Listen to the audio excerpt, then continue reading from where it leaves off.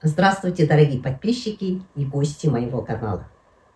Сегодня мы с вами получим ответ на вопрос, как сказать «я высказал».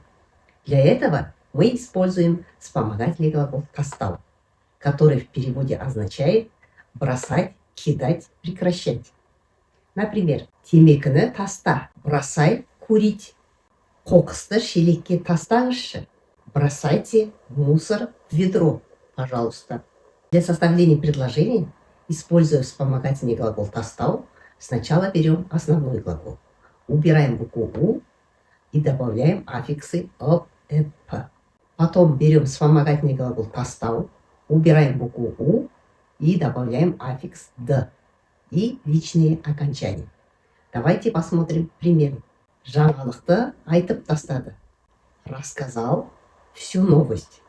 Словосочетание «айтып тастау» означает, что человек рассказал всю новость. Жыным келіп, бәрін айтып тастадым.